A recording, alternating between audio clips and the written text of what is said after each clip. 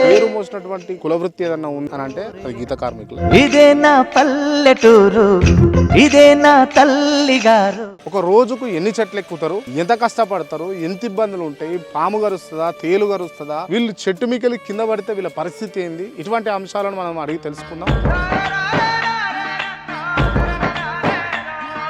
వ్యవసాయం చేసుకొని బతుకుదామా, ఈ వృత్తిని విడిచిపెడదామా అంటే అక్కడికి వెళ్ళి జీవనోపాధి లేదు. ఇప్పుడు అనిపించిందా అవసరమై కష్టం అవసరమై ఇంతగానో అసలు ఎక్కువద్దురా నాయన ఇది ఎందుకు అని అంటే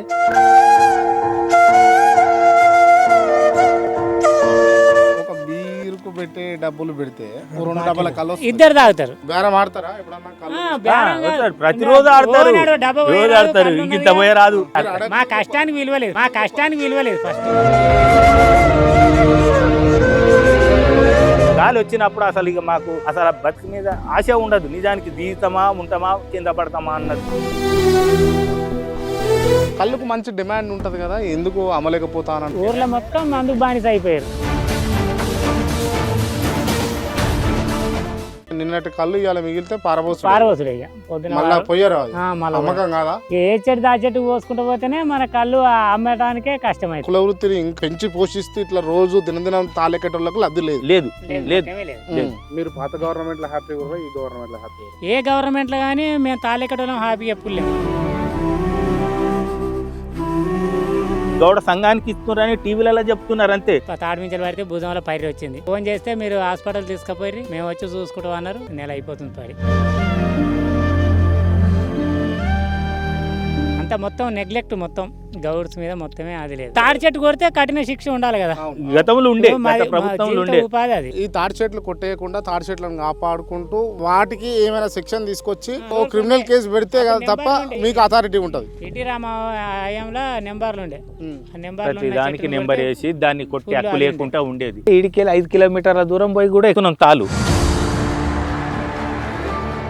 మీరు మార్నింగ్ ఎన్ని గంటలకు ఎక్కుతారు తాడి? మార్నింగ్ 7 గంటలకు వెళ్తాం ఇంట్లో నుంచి వెళ్ళి. ఒక 10 గంటల వరకు మళ్ళీ అవి రిటర్న్ ఎక్కి ఇంటికి రాగలుగుతాం. ఈ రోజు 400-500 అమ్మిన వాళ్ళము ఓనాడు 10 రూపాయలు కూడా రావు. నేను అప్పటి నుంచి చూస్తాను. ఇప్పుడు ఈ కాలు మొత్తం నల్లగా అయిపోయింది కదా. అయితే ఈ హీటుకు కాలు వలిగి జీడి పెట్టిన నొప్పి.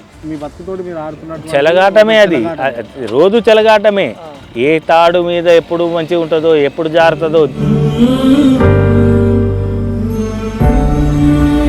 బాధపడ్డా చాలా మస్తు సార్ల. అసలు ఏంటిది ఓసారి జారితే అసలు ఏంటిది ఇంట్లో రేపు నేను పోతే నా భార్య పిల్లలు ఎట్లా అనేది చాలా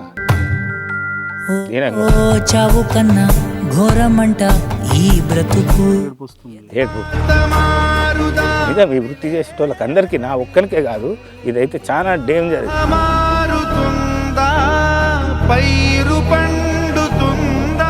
ఇప్పుడు ఎక్కినప్పుడు పైన తేళ్లు పాములు గట్లా ఉండేయా? చాలా ఉంటాయి. పాములు